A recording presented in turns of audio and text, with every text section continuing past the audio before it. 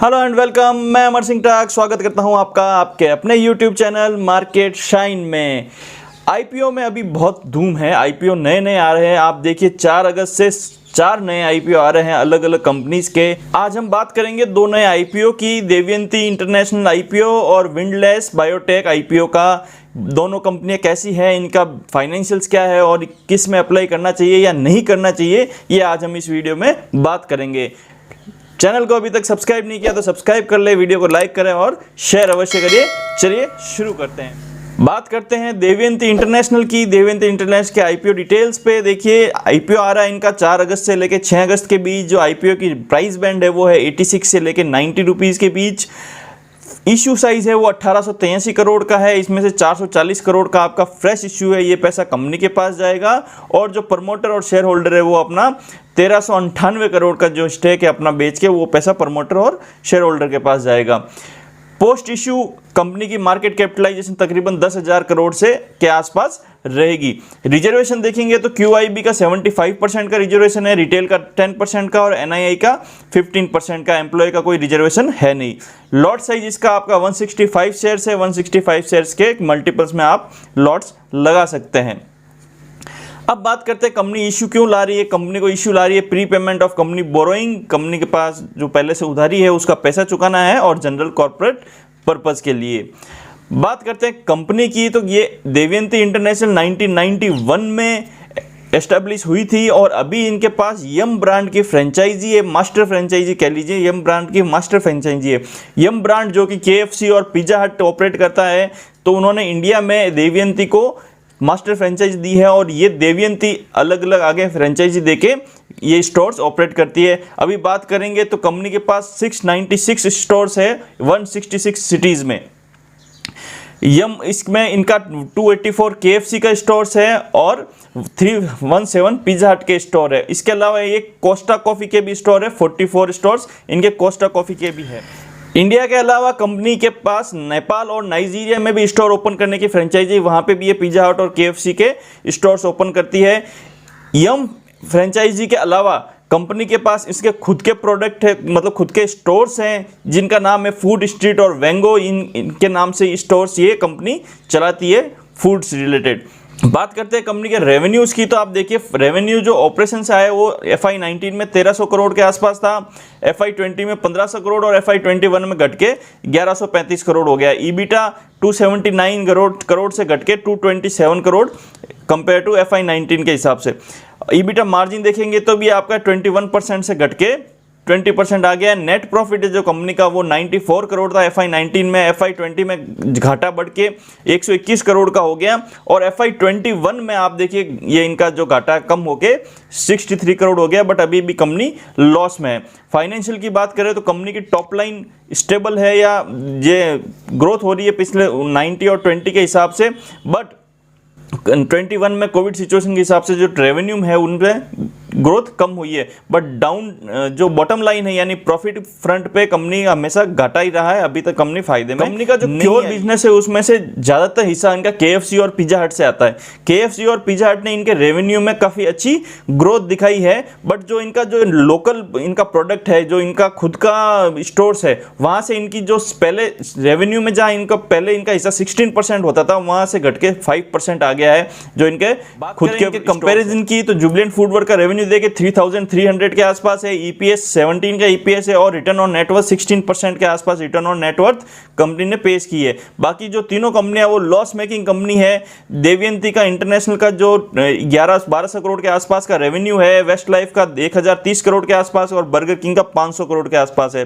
EPS देखिए, EPS के मामले में देवयंती अपने 2 कंपेरिजन वेस्ट लाइफ और बर्गर किंग से बेटर है, बट रिटर्न ऑन नेटवर्थ देखिए जो देवयंती की सबसे कम है, मतलब लोवेस्ट में भी 50% के आसपास है, जहां वेस्ट लाइफ और डेवलपमेंट -20 और 25% का रिटर्न ऑन नेटवर्थ है, जबकि जुबिलेंट फूडवर्क अभी रिटर्न ऑन 16% का रिटर्न ऑन नेटवर्थ दिखा रहा है। तो कंपेयर टू अदर पीयर्स ये कंपनी के फाइनेंशियल बहुत ही वीक है। कंपनी के स्ट्रेंथ की बात करें तो कंपनी के पास एक लार्ज चेन है स्टोर्स की और आगे भी ये कंपनी नए नए स्टोर्स ओपन करने की पॉसिबिलिटी है, ये और नए ओपन करने की स्ट्रेटेजिक प्लानिंग कर रही है।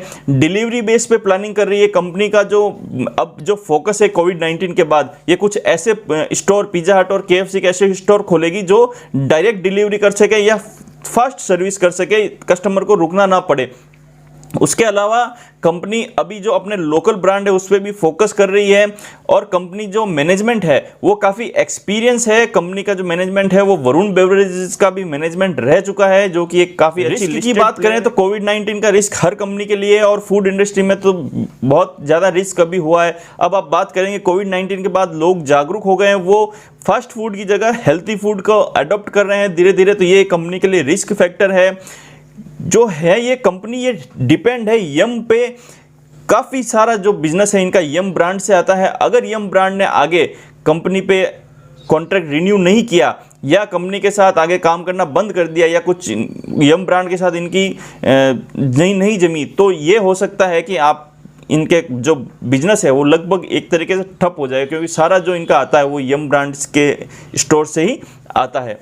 दूसरा ये है कि इनके ऊपर कुछ लिटिगेशन केस चल रहे हैं, इनके ऑडिटर और प्रमोटर्स के ऊपर जो इनका कुछ केसेस चल रहे हैं फाइनेंशियल टर्म्स पे, तो अगर वो केसेस इनके खिलाफ आते हैं तो इनके कैश फ्लो, इनकी क्रेडिबिलिटी, इन पे काफ़ी फर्क पड़ेगा। तो ये कुछ रिस्क। बात करते हैं विंडलेस बायोटेक आईपीओ की। विंडलेस बायोटेक का आईपीओ भी सेम डेट को 4 अगस्त से 6 अगस्त के बीच खुल रहा है।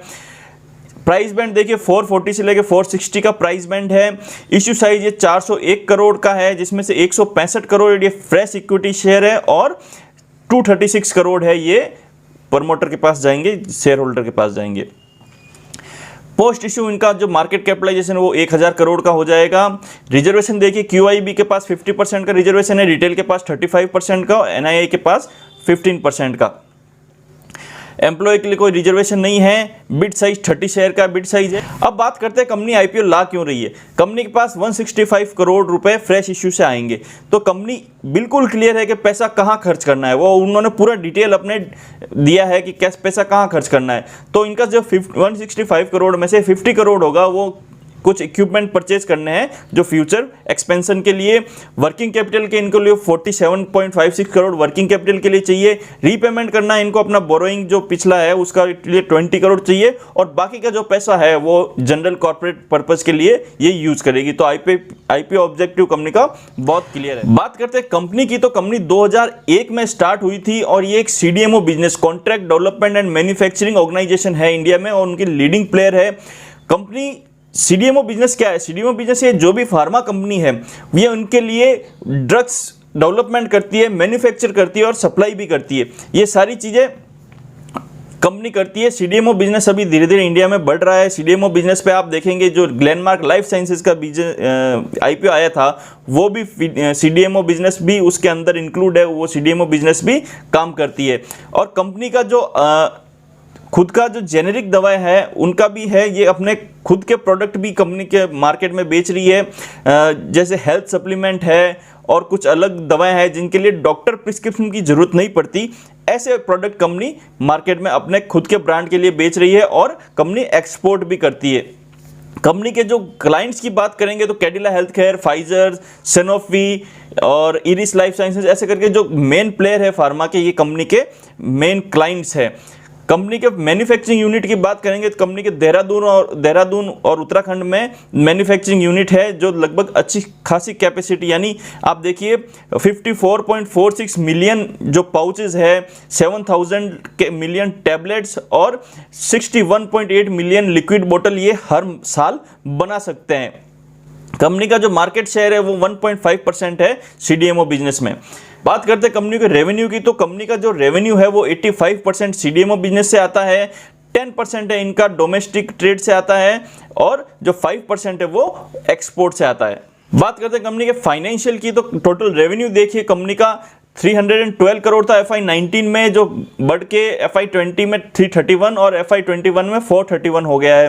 रेवेन्यू ग्रोथ कंपनी की 6% से बढ़ के 30% हो गई है। ईबिटा देखिए कंपनी का 39 करोड़ का ईबिटा था, जो कि बढ़ के घट के FY20 में 34 और 21 में 55 करोड़ का ईबीटा हुआ। ईबीटा मार्जिन भी कंपनी का बड़ा है। प्रॉफिट बिफोर टैक्स देखिए, जहाँ FY19 में कंपनी 76 करोड़ का प्रॉफिट बिफोर टैक्स था, वो घट के 25 करोड़ और FY21 में 21 करोड़ आ गया है। नेट प्रॉफिट भी कंपनी का घटा है 64 करोड़ से घट के 16 करोड़, जो कि दोनों साल बराबर है 16 करोड़। ईपीएस कंपनी का 38 से घट के 9 के पास आ गया है। डेब्ट टू इक्विटी रेशियो देखें तो कंपनी के ऊपर डेब्ट बड़ा है, और रिटर्न ऑन इक्विटी देखिए तो कंपनी जहां 33% का रिटर्न ऑन इक्विटी देती थी, वहां अभी 8% का रिटर्न ऑन इक्विटी दे रही है। कंपनी का जो टॉप लाइन है यानी रेवेन्यू साइड में ग्रोथ हो रही है, बट जो बॉटम लाइन है यानी प्रॉफिट साइड में यहां पे कंपनी डिक्लाइंस हो।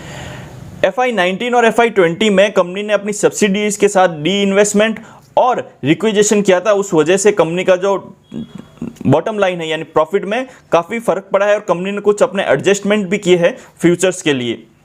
बात करते हैं कंपनी के ग्रोथ पोटेंशियल की, तो कंपनी जो है CDMO बिजनेस में लीडिंग प्लेयर है। CDMO बिजनेस आने वाले समय में 37,000 करोड़ से लेकर 40,000 करोड़ तक का मार्केट इनका हो सकता है 2025 तक के, तो इसमें ये कंपनी एक अच्छा प्लेयर है। कंपनी अपने पोर्टफोलियो को बढ़ा रही है। CDMO के अलावा कंपनी नए नए प्रोडक्ट अपने एंड से भी लाने की कोशिश कर रही है, तो उसके लिए भी कंपनी का जो ग्रोथ है वो आ सकता है। नए नए एक्विजिशन कर रही है कंपनी, जो इसके बिजनेस के लिए फायदेमंद हो सके। नई ऐसी कंपनियां, छोटी छोटी कंपनियां जहां से कंपनी को प्रॉफिट हो सके, वहां से वो उनका एक्विजिशन भी कर रही है और अच्छी जगह पे इन्वेस्टमेंट कर रही है जहां से कंपनी को फायदा हो सके। कुछ रिस्क की बात कर लेते हैं कंपनी के बारे में। रिस्क की तो CDMO जो बिजनेस है उस पर हाई डिपेंडेंसी है। CDMO बिजनेस इनका हाई डिपेंडेंसी। अगर CDMO बिजनेस में कुछ ऐसा आता है, जैसे कंपनियां जो इनको ऑर्डर दे रही है उनका कुछ नया डेवलपमेंट आ जाता है, तो CDMO बिजनेस रिस्क में आ सकता है। इस वजह से कंपनी पे काफ़ी फर्क पड़ेगा। कंपनी न्यू इंजेक्टेबल मैन्युफैक्चरिंग कर रही है, नया बिजनेस स्टार्ट किया है कंपनी ने। अगर ये इस्टेब्लिश नहीं होता है कंपनी का, अगर ये बिजनेस फेल हो जाता है, तो ये रिस्क है कि कंपनी के कैश फ्लो पर काफ़ी फर्क पड़ेगा। कंपनी का जो वर्किंग कैपिटल है वो बहुत टाइट है। कंपनी का वर्किंग कैपिटल बहुत, ऐसा नहीं है कंपनी के पास फ्री कैश फ्लो पड़ा है, कंपनी का कैश फ्लो बहुत कम है। इस वजह से भी कंपनी का रिस्क है ये कि अगर कंपनी का कुछ फेल होता है, कोई भी बिजनेस, या कंपनी के कैश फ्लो पे फ़र्क पड़ता है, कंपनी के पैसे आने में फ़र्क पड़ता है, तो कंपनी में फाइनेंशियल क्रंच थोड़ा आ सकता है, कंपनी को प्रॉब्लम हो सकती है। कुछ लीगल इश्यू है कंपनी के साथ। कंपनी कुछ कॉर्पोरेट एक्शन है जो कंपनी ने अभी तक नहीं बताए हैं, जो हिडन है अभी तक कंपनी, उसके बारे में लोग ढूंढ नहीं पा रहे हैं। बट ऐसा नहीं है कि वो हिडन ही रहेंगे, ऐसा भी हो सकता है उस पर कॉर्पोरेट एक्शन हो या रेगुलेटर एक्शन हो, तो ऐसा कुछ एक्शन हो सकता है कंपनी के बारे में। तो ये एक रिस्क फैक्टर है।